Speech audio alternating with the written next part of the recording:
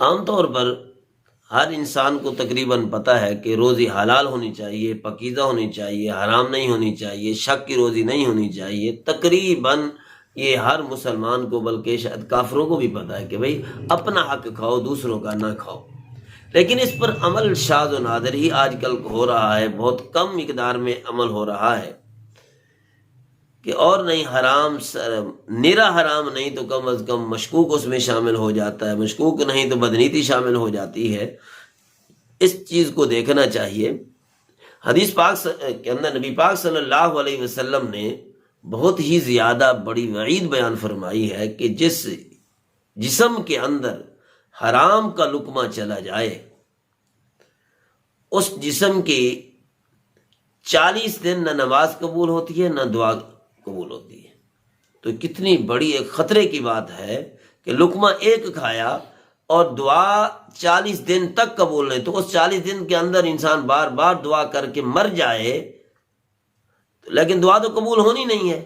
آگے لکھا ہے کہ یہ 40 دن کا کیوں کہا گیا؟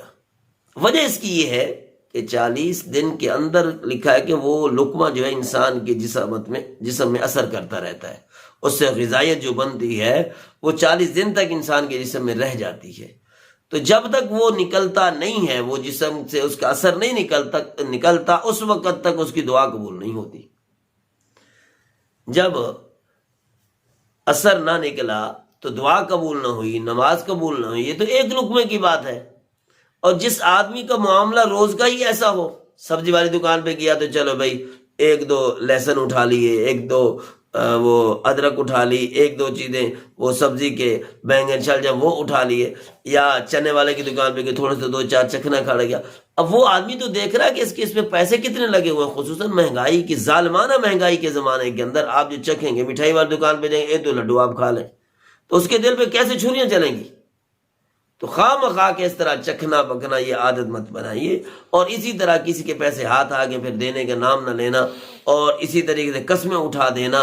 تو یہ سارے طریقے جتنے بھی حرام کے ہیں ہر آدمی کے سامنے واضح ہو جاتے ہیں۔ کوئی ایسا معاملہ الجبرے کا کوئی سوال نہیں کہ جس کی کسی کو بھی سمجھ نہ آئے۔ اور اسی طرح فرمایا کہ جس جسم کے اندر حرام کی غذا ہو اس کے لیے جہنم ہی بہتر ہے۔ جب تک اس کی صفائی نہیں ہوگی، اچھے طریقے سے اس کی ٹیوننگ نہیں ہوگی، اس وقت تک جنت میں جانے کے قابل نہیں ہے۔ اب اس کو دوسری طرح یوں سمجھ لیں، آج کل کے الفاظ میں، وہ جائے گا جہنم میں، اس جہنم کی آگ اس کی بے ایمانیوں کو، خرابیوں کو ختم کرے گی، ساڑے گی، جب وہ سڑ جائیں گی، جراثیم ختم ہو جائیں گے، پھر وہ آ جائے گے جنت کے اندر۔ پھر ایک نشان حدیث مبارکہ کے اندر آتا ہے، پتہ چلے گا جنتیوں کو یہ وہاں سے ہے، ایک نشان بھی ہوگا اس کے چہرے پہ، پتہ چلے گا کہ یہ جہنم سے دھول کے آ رہا ہے۔